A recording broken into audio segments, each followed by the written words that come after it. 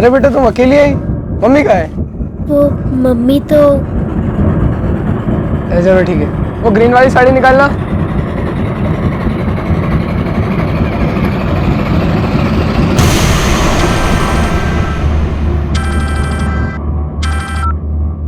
Hello hello mister Sameer, या मैं new dimension school से यहाँ का प्रिंसिपल बोल रहा हूँ। आयशा पिछले 3 दिनों से स्कूल नहीं आ रही है। Is everything all right? हाँ she is all right, but 3 दिन से स्कूल नहीं आ रही। यस, वो तो आज भी नहीं आई है।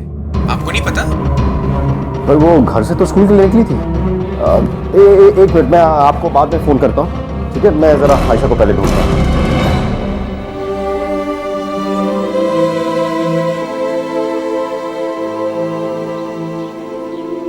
मुझे स्कूल नहीं जाना। मामा प्लीज, अभी रुको रुको, लेकिन मुझे स्कूल नहीं जाना।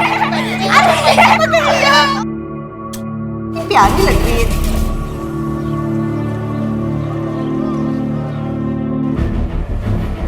रितु बेटा, वो आयशा आपके घर पे है? नहीं, मैं आपसे बाद में बात करता हूँ।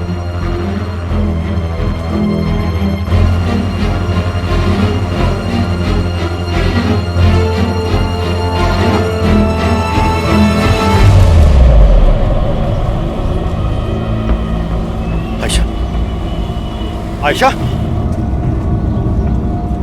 आयशा बेटा कहाँ थी तुम? और 3 दिन से तुम स्कूल भी नहीं जा रही हो। छुट्टी के बाद तुम सीधा घर आती थी, अभी शाम हो गई है। क्या कर रही थी, कहाँ थी तुम? पापा मैं वो मम्मा को ढूंढ रही थी। आयशा बहुत हो गई तुम्हारी बेवकूफियां। प्रॉमिस करो आज के बाद तुम मम्मा को नहीं ढूंढोगी, ठीक है? क्यों पापा, मैं मम्मा को ढूंढ कर रहूंगी। आयशा कम। पापा बैठो अंदर।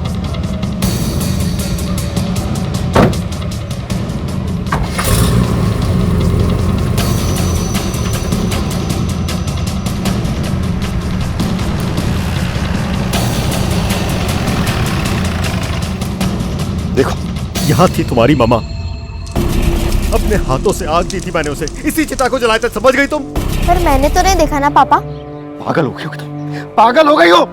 मेरी बात समझने की कोशिश करो। मैं तुम्हें मम्मा के मरने के बाद यहाँ पर इसलिए नहीं लाया था ताकि बेटा आपको बुरा नहीं लगे। आपने तो ऐसा कई बार कहा है पापा, पर मुझे पूरा भरोसा है कि मेरी मॉम मुझे छोड़कर कहीं नहीं जा सकती।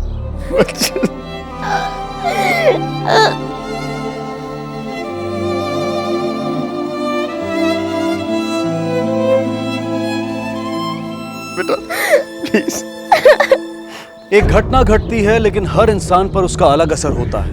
हम अपनी उम्र और अपनी सोच के हिसाब से उसका विश्लेषण करते हैं। 10 साल की आयशा की मां इस दुनिया में नहीं रही थी, लेकिन वो इस सच को स्वीकार करने को तैयार ही नहीं थी।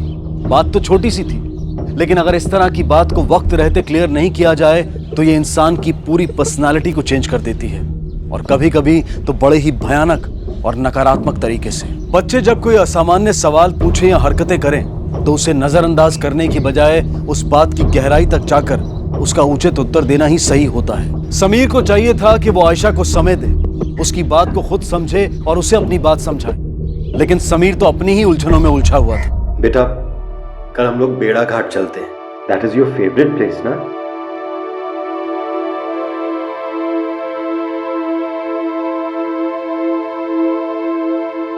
आयशा बेटा, मैं तुम्हारी हालत समझ सकता हूँ। रेवती ना सिर्फ एक केयरिंग मॉम थी बल्कि बहुत अच्छी वाइफ भी थी। I really miss her.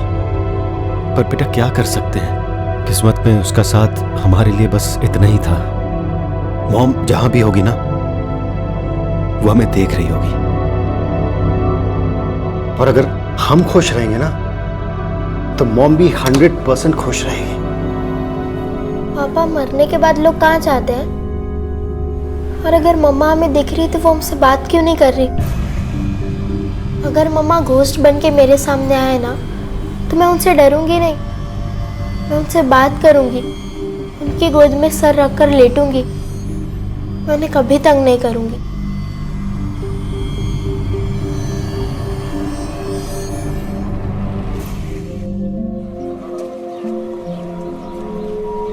Ayesha, मैं माला तुम्हारे पड़ोस में रहती हूँ। रेती मेरी सहेली थी, वो अक्सर तुम्हारे बारे में बात करती थी। तुम्हें कस्टर्ड बहुत पसंद है ना? रेवती ने बताया था मुझे, मैं तुम्हें बना के खिलाऊंगी। मम्मा और मेरे बारे में क्या क्या बोलती थी आंटी? यही कि तुम्हारी स्माइल बहुत क्यूट है और तुम पढ़ाई में बहुत इंटेलिजेंट हो। आंटी, मुझे तो लगता है कि एक दिन अचानक से मम्मा मेरे सामने आकर ना मुझे सरप्राइज कर देगी। आंटी, मरने के बाद लोग कहाँ जाते हैं?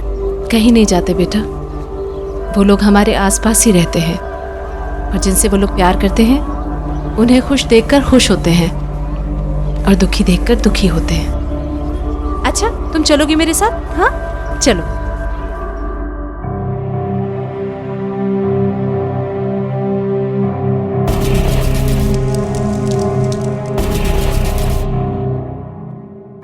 क्या हुआ समीर? इतने परेशान क्यों लग रहे हो? आपको आयशा को लेकर थोड़ा सा टेंस्ड हूँ। बहुत ही एक्स्ट्रा सेंसिटिव बच्ची है वो। प्रॉब्लम ये आ रही है कि वो अपनी मॉम की डेथ एक्सेप्ट करने को रेडी नहीं है। उसे लगता है कि रेवती अभी भी जिंदा है और वो कभी भी वापस आ सकती है। समीर, टेंडर एज के बच्चों में ऐसा होता है। उसे स्ट्रॉन्ग तरीके से ट्रुथ को बार बार बताना होगा। टाइम के साथ वो मैच्योर हो जाएगी और एक दिन ये फैक्ट एक्सेप्ट कर लेगी। I'll take care of Aisha. Don't worry. You just have faith on me, Samir.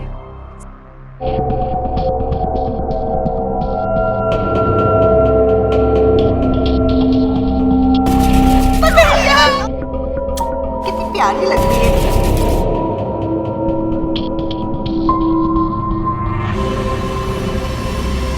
Ayesha बेटा क्या कर रहे हो लैपटॉप में? कुछ नहीं, स्कूल का थोड़ा सा होमवर्क था। अच्छा चलो, मूवी स्टार्ट हो रही है आपकी। Your favourite movie, come on come on. हाँ।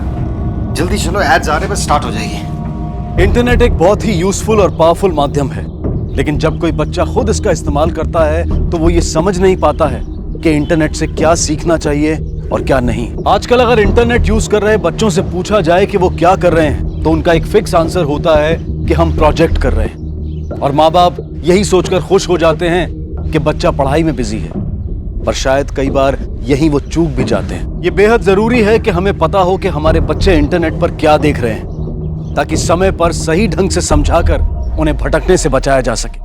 आयशा बेटा जल्दी रेडी हो ना।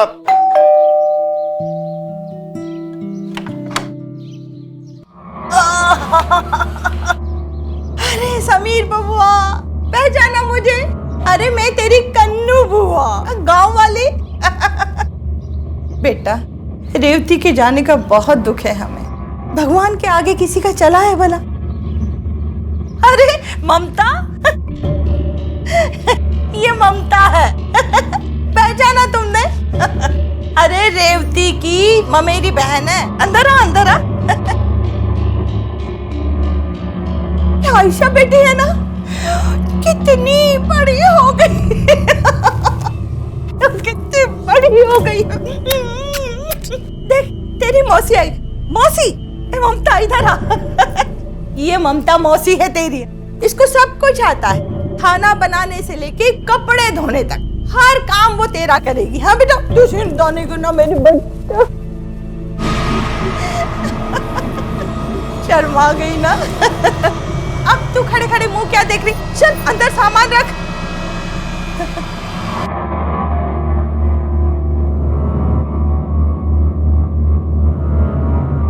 बड़ी सुशील है हमारी ममता।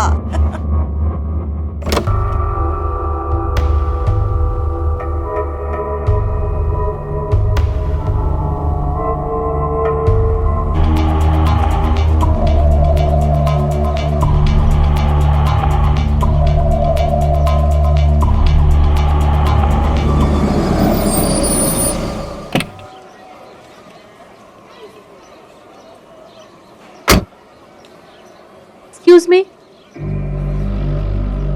हाय। हाय। मैं माला, आपकी नेबर। आपने देखा होगा मुझे कभी, शायद नहीं देखा है। मैं ज्यादा बाहर नहीं निकलती, आदत ही नहीं है मेरी। I am sorry about your wife. आज आप ऑफिस से जल्दी आ गए? हाँ, वो हाफ डे था तो। आयशा मिलती है मुझे कभी कभी, बहुत दुख होता है उसे देखकर। इस एज में बच्चे बहुत सेंसिटिव होते हैं। और वो तो रेवती से बहुत अटैच थी। यस, रेवती को जानती हूँ मैं, बल्कि ऐसा भी कह सकती हूँ कि वो मेरी सहेली जैसी थी। प्लीज कभी किसी भी चीज की जरूरत हो मुझे कॉल करिएगा। जी, थैंक्स।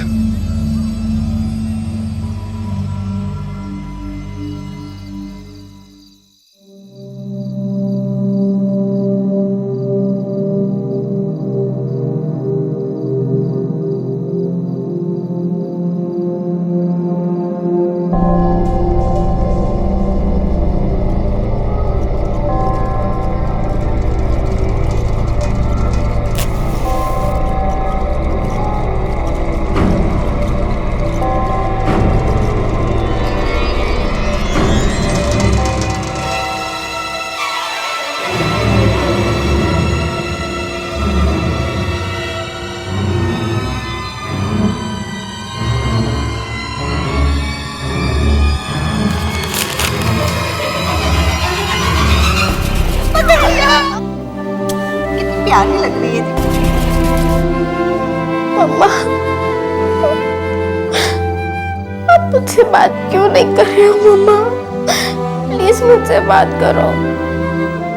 आपको पता है मैं आपका जन्मदिन उसी तरह मनाना चाहती हूँ जिस तरह आप मनाया करते थे। मम्मा, मैं जानती हूँ कि आप मुझे सुन सकते हो, पर आप मुझसे बात क्यों नहीं कर रहे हो मम्मा? मैं आपको बहुत मिस करती हूँ। कहाँ चले गए हो आप? प्लीज वापस आ जाओ।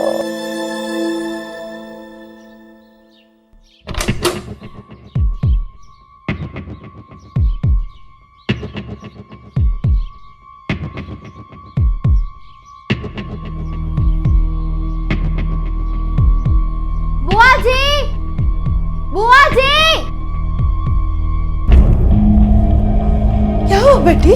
यहाँ पर मेरी माँ की तस्वीर लगाई थी ना, कहाँ है वो? अरे बेटा, मरे हुए इंसानों की तस्वीर कमरे में नहीं लगाते, अपशकुन हो जाता है। देख, मैंने और तेरी ममता मौसी ने तेरा कमरा अच्छा से सजा दिया। अगर आज के बाद किसी ने भी मेरे कमरे को हाथ भी लगाया ना तो मैं उसकी जान ले लूंगी, समझी? और वो मेरी माँ की फोटोज का है, जल्दी से लेकर आओ। जाओ। ये ले, जल्दी से निकाल।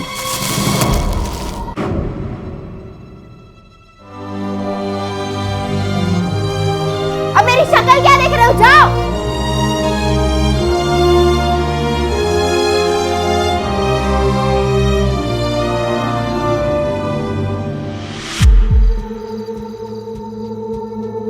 हैप्पी बर्थडे मम्मा।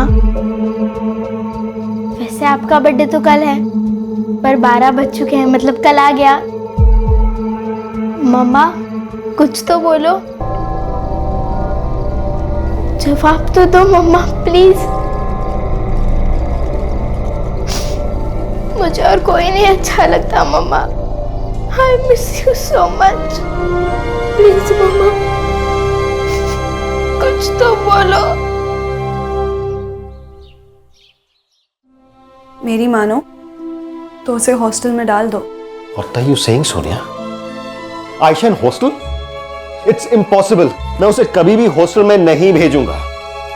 समीर, मैं कोशिश करती हूँ कि मैं उससे दोस्ती कर लूँ। इसी बहाने शायद वो कुछ ओपन अप हो जाए। I'll take care of her, Sameer. Don't worry. Thanks.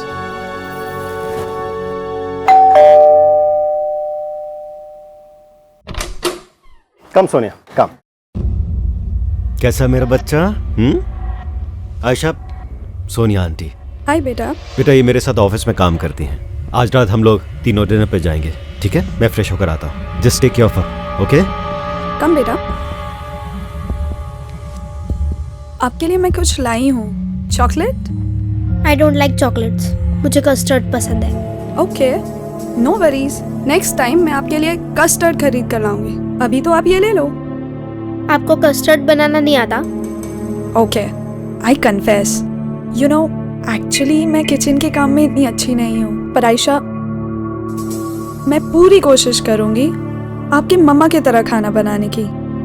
जैसे आपकी मॉम आपकी बेस्ट फ्रेंड थी ना, वैसे ही मुझे अपना दोस्त बना लो।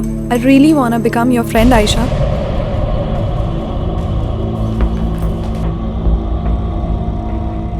तुम कभी मेरी मॉम की जगह नहीं ले सकती। You are so mean. कोई भी मेरी मॉम की जगह नहीं ले सकता, अंडरस्टैंड? क्या बदतमीजी है बेटा, घर मेहमान से कोई इस तरह से बात करता है क्या बेटा? आपको क्या लगता है कि आप किसी को भी उठाकर ले आएंगे और मैं उसे अपनी मॉम बना लूंगी? कुकिंग सीखने से और चॉकलेट्स लेने से ना कोई भी मेरी मामा की जगह नहीं ले सकता, समझे आप? लिसन आयशा,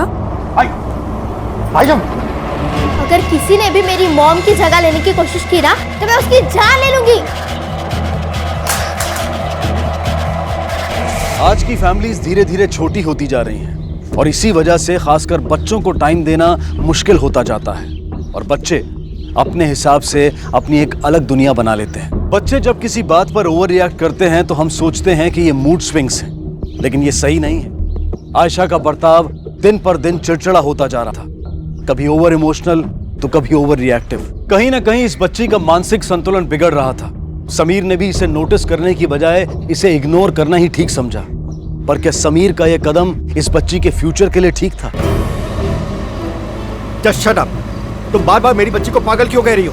समीर, मैं उसे पागल नहीं कह रही हूँ, मैं बस कह रही हूँ उसकी हरकतें पागलों वाली हो रही हैं। Shut up, shut up. मुझसे तमीज से बात करो समीर। मैं तुम्हारे भले के लिए कह रही हूँ कि आयशा को हॉस्टल में डालो या फिर किसी साइकियाट्रिस्ट को दिखाओ। Get out of this car. I said just get out of this car. Sameer, beach road पे।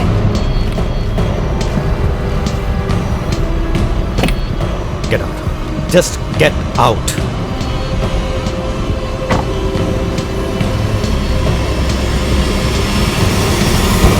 सोनिया और समीर दोनों का मकसद नेक था, लेकिन अपनी बात रखने का तरीका गलत था। सोनिया किसी तरह समीर को कन्विंस करना चाहती थी कि आयशा को हॉस्टल में भेज दिया जाए ताकि उसे एक चेंज मिले और दूसरा माहौल मिले। उधर आयशा एक अलग ही मानसिक स्थिति में थी, जहां उसके हाथ मायूसी के अलावा और कुछ नहीं लगने वाला था।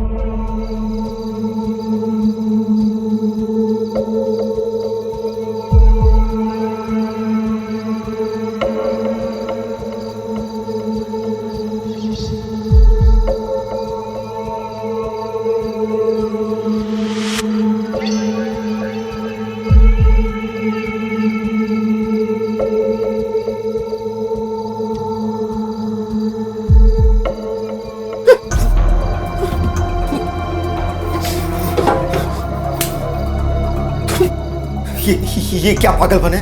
क्या करने की कोशिश कर रही थी तुम? हाँ? चुप, रुक जाओ। बुआ, बुआ! क्या हुआ बाबा, क्या हुआ? आप अभी के अभी इसे लेकर इस घर से बाहर चले जाइए, वरना आप दोनों को पुलिस के हवाले कर दूंगा। अरे इसको नींद में चलने की आदत है, वो इसी की वजह से कुछ हरकत कर दी होगी। माफी मांग, चल माफी मांग। Just get out of this house, वरना पुलिस तय करेगी कि इसे नींद में चलने की आदत है या नहीं। बबुआ, इतनी सी बात पर पुलिस की? अरे सुन तो बबुआ, सुन तो। समीर सुन बबुआ, ये क्या कर रहे हो?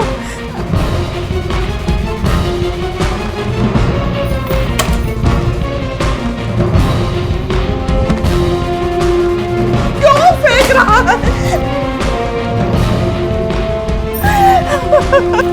हे बबुआ, तू अपनी कन्नू बुआ से ऐसा नहीं कर सकता बबुआ, खोल दरवाजा।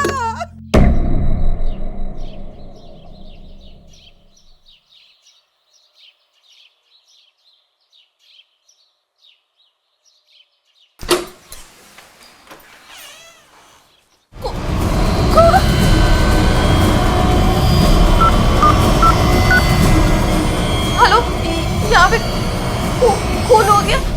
लाश को सबसे पहले घर की नौकरानी ने देखा था। पहली नजर में ये सुसाइड का केस लगता है। मिश्रा, मुझे सुसाइड नहीं मर्डर का केस लग रहा है। लाश को सबसे पहले मेड ने देखा था। सो बुलाओ उसे और बॉडी को पोस्टमार्टम के लिए भेजो। अच्छा साहब, यहाँ पे समीर साहब और उनकी बेटी आयशा रहती है। उनके अलावा कोई और? 1 महीने पहले उनकी दूर की रिश्तेदार बुआ और एक लड़की आई थी, पर समीर साहब ने उनको रात में ही धक्के मार के भगा दिया था साहब। उनका कोई एड्रेस या फिर फोन नंबर वगैरह है तुम्हारे पास? नहीं साहब की बेटी है साहब। पहली नजर में ही इंस्पेक्टर सिंह को लग गया था कि यह मर्डर का मामला है। लेकिन बिना किसी ठोस सबूत के और गवाह के अभाव में इस वक्त कुछ भी कहना जल्दबाजी होती। हत्या हो या आत्महत्या, लेकिन दोनों ही सूरतों में एक बात तो सही थी कि समीर अब इस दुनिया में नहीं था।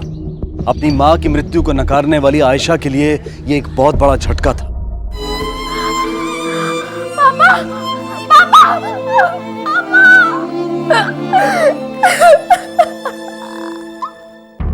घर में जबरन घुसने के कोई एविडेंस नहीं, घर से कोई सामान भी मिसिंग नहीं। इसका मतलब ये हुआ कि ये काम किसी करीबी इंसान का है। हमें इस बच्ची आयशा से डिटेल में पूछताछ करनी होगी। सर वो बच्ची नाबालिग है और उसका कोई रिलेटिव उसकी देखभाल के लिए नहीं आया, तो मैंने टेम्परेरी उसे पुलिस गेस्ट हाउस में शिफ्ट करवा दिया है। गुड। घबराओ मत बेटा, हिम्मत रखो। अच्छा ये बताओ कि तुम्हारे पापा की किसी से कोई दुश्मनी थी?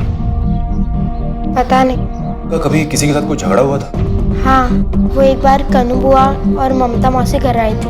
उस रात पापा का और उन दोनों का बहुत झगड़ा हुआ था और पापा ने उन्हें घर से बाहर निकाल दिया।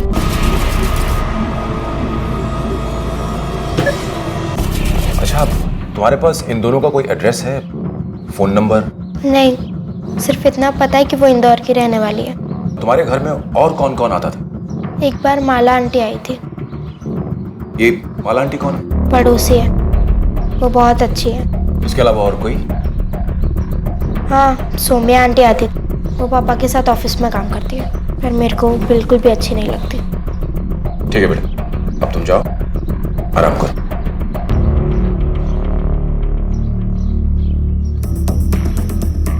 सलाम साहब। मीर साहब को पहचान तो? जी साहब। कौन कौन आता जाता है उनके यहाँ? साहब उनके यहाँ ज्यादा लोग नहीं आते जाते, लेकिन उस दिन सुबह सुबह एक मैडम आई थी साहब। नाम क्या है उनका? साहब नाम तो याद नहीं है साहब। बिल्डिंग में कोई सीसीटीवी? साहब लगने वाले हैं साहब।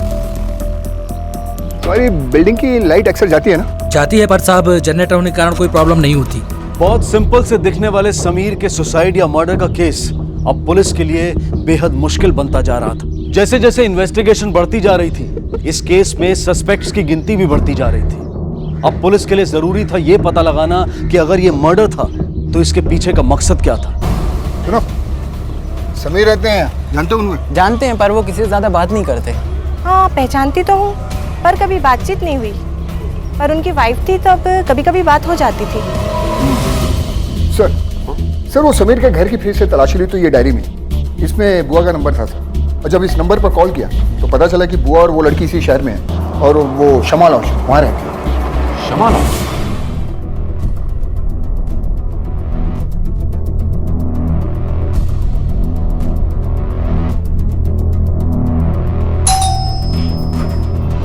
कौन है? ममता कौन है बेटा? अरे क्या हुआ क्या है? अरे सुनिए तो, आप हमें क्यों ले जा रही हो? क्या समीर बबुआ मर गए? भगवान! ए, नाटक बंद। सच सच बताओ, समीर को क्यों मारा? हम उसे क्यों मारेंगे साहब? वो तो मेरा बच्चा था। तो उस बच्चे ने तुम दोनों को अपने घर से बाहर क्यों फेंका? बोलो। थोड़ा गुस्सा आ गया था उस दिन उसको। मिश्रा, इन दोनों को अंदर डालो और 3 दिन तक खाना मत देना। सुनिए तो, मैं आपको सच बताती हूँ। बताओ। ये छोरी मेरे गांव से है, ममता। मैं चाहती थी कि इसकी शादी समीर बबुआ से हो जाए, तो समीर का भी घर बच जाए, इसका भी बच जाए। बस इसी के कारण मैं इसे यहाँ लेके आई थी साहब। एक दिन रात को मैंने इसे कहा, जाके दूध दे आ समीर के कमरे में। ये गई थी साहब, और समीर बबुआ तब सो गए थे। ये गांव की छोरी इतना सब कुछ नहीं जानती साहब। इसने उनकी छाती पे हाथ लगाकर उनको जोर से उठा दिया। इससे समीर बाबू को गलतफहमी हो गई साहब, और उन्होंने हम लोग को घर से बाहर निकाल दिया। छाती पर हाथ रखकर ही हिलाया था या फिर? नहीं साहब, ऐसा कुछ नहीं हुआ। जवान बेटी है साहब, क्या कहे। मुझे इस पर बहुत गुस्सा उस दिन आया था, मगर क्या करें सर, हमने उनको नहीं मारा। सच बोल रहे हो ना? वरना? नहीं, आपके सर की कसम, हम झूठ नहीं बोल रहे। ठीक है, शहर छोड़कर मत जाना तुम दोनों। नहीं जाएंगे। जाइए। मिश्रा, इन दोनों पर नजर रखो। और ड्रामेबाज है। सोनिया, ये बताइए कि आपका समीर के साथ क्या रिश्ता था? जी, हम दोनों एक दूसरे से प्यार करते थे। आप दोनों या फिर सिर्फ आप? दोनों। आयशा जानती थी इस बारे में? मुझे नहीं पता सर, बट मैं तो आयशा को भी एक्सेप्ट करने के लिए तैयार थी। आयशा इमोशनली काफ़ी डिस्टर्ब थी। मैंने समीर को काफ़ी बार कहा था कि उसे साइकियाट्रिस्ट को दिखाते, बट समीर कभी समझता ही नहीं था। बस इसी कारण कभी कभी हम दोनों में नाराज़गी हो जाती थी। नाराज़गी या फिर झगड़ा? मैं उसे झगड़ा नहीं कहूँगी। ठीक है, आप जा सकती हैं। आप समीर को कितने अच्छे से जानती थी? कुछ खास नहीं जानती थी मैं उनके बारे में, बस एक दो बार मिली थी उनसे। अच्छे इंसान थे। हाँ, आयशा से मेरी अच्छी जमती है। अच्छी जमती है मतलब? मतलब बहुत प्यारी बच्ची है वो। उसकी माँ की डेथ के बाद जब भी उसे देखा उदास ही देखा, और मैं समझ सकती हूँ क्योंकि अपने पति से अलग होने के बाद मैं भी अकेली ही हूँ। ठीक है, अब आप जा सकती हैं। Thank you sir.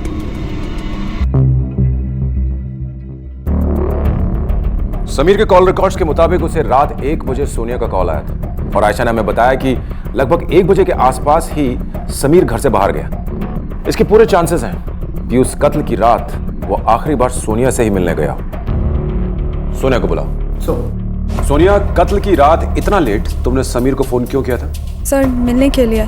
ऐसी क्या अर्जेंसी थी? सर, एक्चुअली मेरा और समीर का ऑफिस में बहुत बड़ा झगड़ा हो गया था। मुझे भी लगा कि शायद मैंने कुछ ओवर रिएक्ट कर दिया है। समीर का मोबाइल बंद था तो मैंने उसके लैंडलाइन पे कॉल किया। समीर प्लीज़ फ़ोन डिस्कनेक्ट मत करना। समीर प्लीज़, मैं जानती हूँ तो मुझसे बहुत गुस्सा हो Sameer, but please try and understand Sameer. मैं आयशा की दुश्मन नहीं हूँ समीर। आयशा बहुत अजीब बिहेव कर रही है समीर, और उसे साइकियाट्रिस्ट की ज़रूरत है। मैं तुमसे बहुत प्यार करती हूँ समीर। मैं प्रॉमिस करती हूँ कि मैं आयशा को भी। पापा घर पे नहीं है।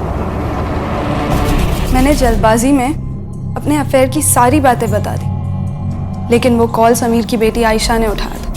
लेकिन एक बात बताओ, जब तुमने फैसला कर ही लिया था तो फिर अगले दिन सुबह समीर से मिलने क्यों गई? वो एक्चुअली मुझे समीर के सिग्नेचर्स एक इम्पॉर्टेंट पेपर्स पे चाहिए थे। मैंने जल्द से जल्द ये शहर छोड़ने का फैसला कर ही लिया था, इसलिए समीर के जाने के बाद मैं पेपर्स लेकर उसके घर साइन करवाने गई। अच्छा, ये बताओ सोनिया कि तुम्हारी शादी क्यों टूटी? मैथ्यू मेरे एक्स हस्बैंड से मेरी कभी भी नहीं बनी। मैथ्यू को भी मेरे और समीर के अफेयर के बारे में पता चल गया था। मैंने मैथ्यू को डिवोर्स फाइल कर दिया था। वो मेरे ही पैसों पे जीता था, दारू पीता था, और इसी रीज़न की वजह से वो समीर से खुन्नस खाता था। मैथ्यू को लगता था कि मैं उसे डिवोर्स समीर के वजह से दे रही हूँ। एक काम कीजिए, मैथ्यू का एड्रेस दीजिए। जी सर। आया।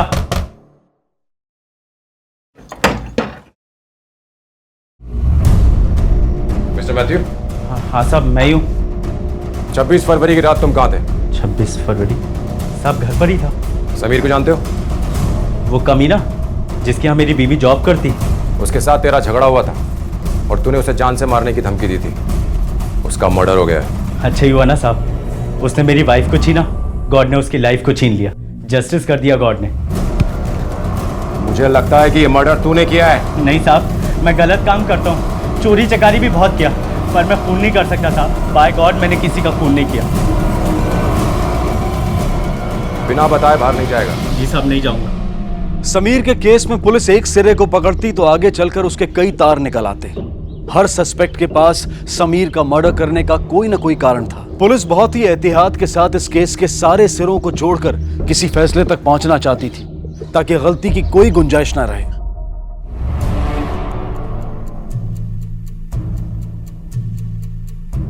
मिश्रा सर, मुझे लग रहा है कि ये लड़की आयशा कुछ छुपा रही है हमसे। जी सर। और सर, सोनिया ने यह भी कहा था कि वो आयशा कुछ अजीब सी बिहेव कर रही थी और उसे किसी साइकियाट्रिस्ट को दिखाने की बात कर रही थी। करेक्ट। ये लड़की आयशा सच में साइको होती जा रही थी या फिर ये सोनिया हमसे झूठ बोल रही है?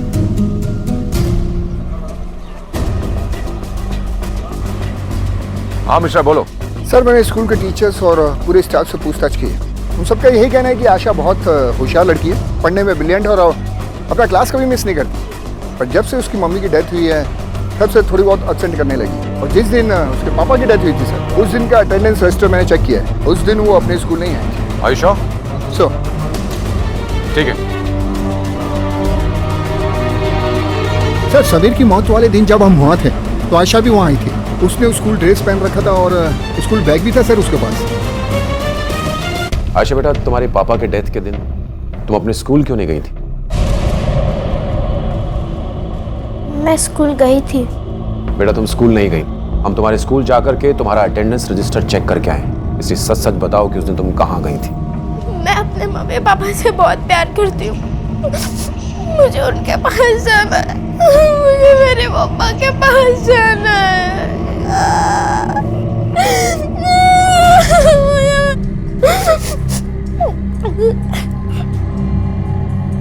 देखो बेटा, अगर तुम सब सच सच बताओगी ना तो तुम्हारे मम्मी और पापा प्राउड फील करेंगे कि उनकी बेटी ऑनेस्ट है। उन्हें खुशी होगी कि उनकी बेटी झूठ नहीं बोलती। इसलिए हमें सब सच सच बताओ, उस दिन क्या हुआ था, कहाँ गई थी तुम?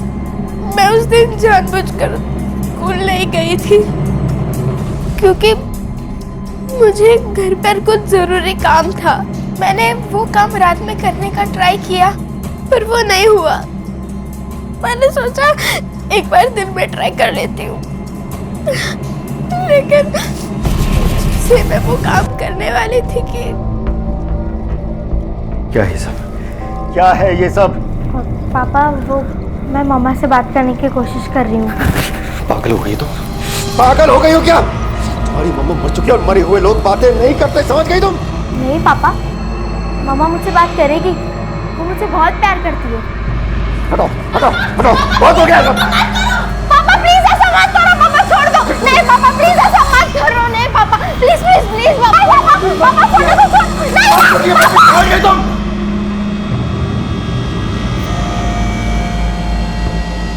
पापा नहीं, पापा छोड़ो छोड़ो, नहीं पापा प्लीज छोड़ो। मर गई है तुम्हारी मम्मा, मर चुकी है, समझ गए तुम? पापा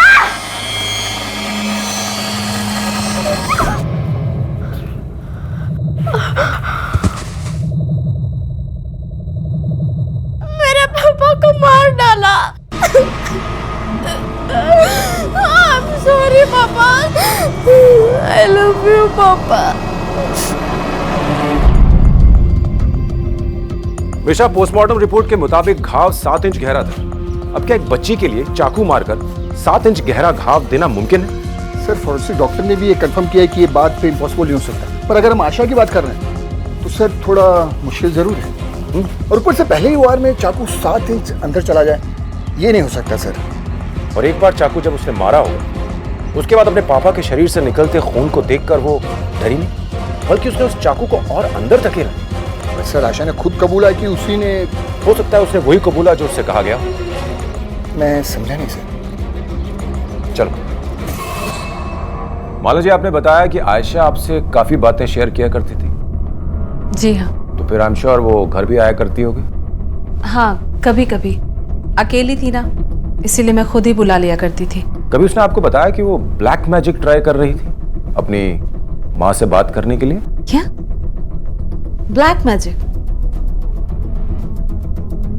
नहीं, वैसे तो वो मुझसे कभी कुछ नहीं छुपाती थी, पर शायद ये बात इसलिए नहीं बताई होगी कि मैं ये सब सुनकर डांटूंगी उसे।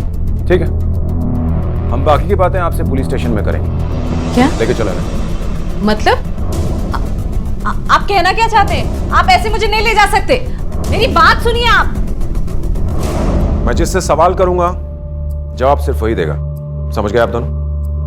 आयशा बेटा, जब तुमने अपने पापा पर चाकू से हमला किया उस वक्त तुम्हारी माला आंटी कहाँ थी? वो अपने फ्लैट में थी। तुम्हें कैसे पता कि वो अपने ही फ्लैट में थी? क्या माला आंटी ने तुम्हें ऐसा बोलने के लिए कहा? नहीं। तुम झूठ बोल रही हो। तुम अपनी माला आंटी को बचाना चाहती हो, इसलिए तुम झूठ बोल रही हो आयशा। सर, मैं झूठ नहीं बोल रही हूँ। माला आंटी तो पापा को बचाना चाहती थी। पापा, पापा, आई एम सो सॉरी पापा। मैं आगे से ऐसा कभी नहीं करूंगी पापा, प्लीज मुझे माफ कर दो पापा। किसी को बुला। हाँ।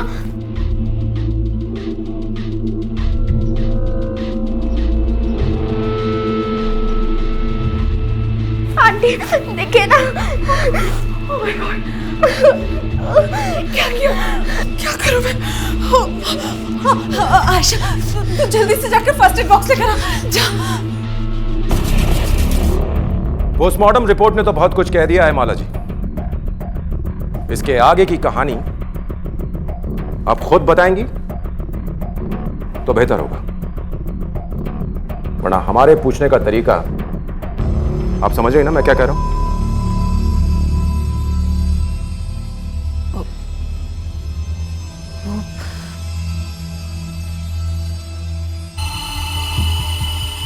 आयशा जब फर्स्ट एड बॉक्स लेने गई तो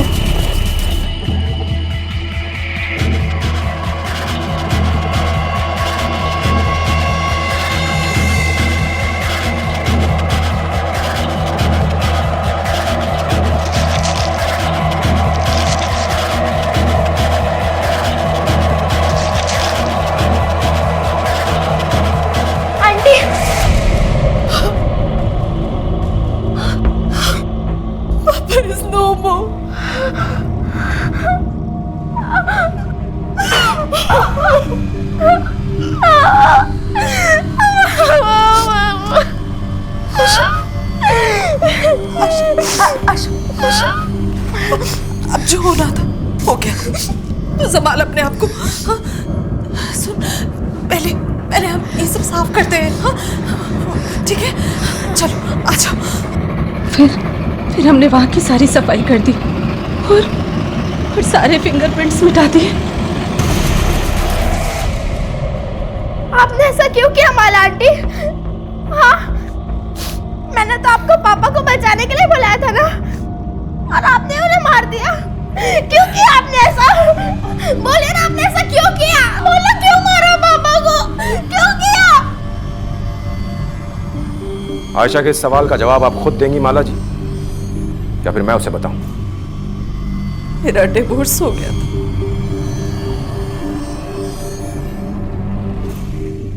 मैं समीर को बहुत पसंद करती थी,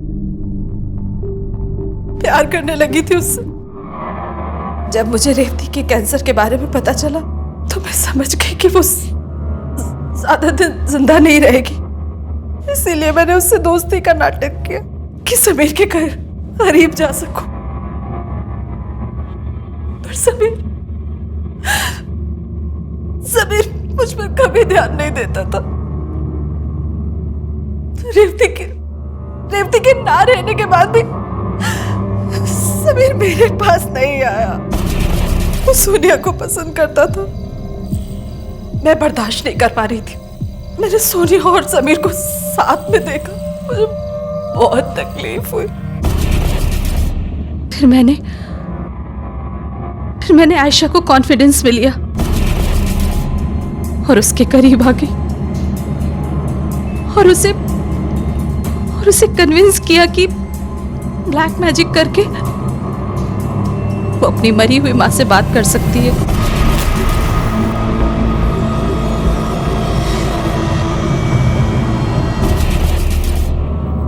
और उस दिन जब मैंने समीर के चेहरे पर दर्द देखा, मुझे बहुत अच्छा लगा और मैंने उसे मार दिया। लेकर जाओ ना।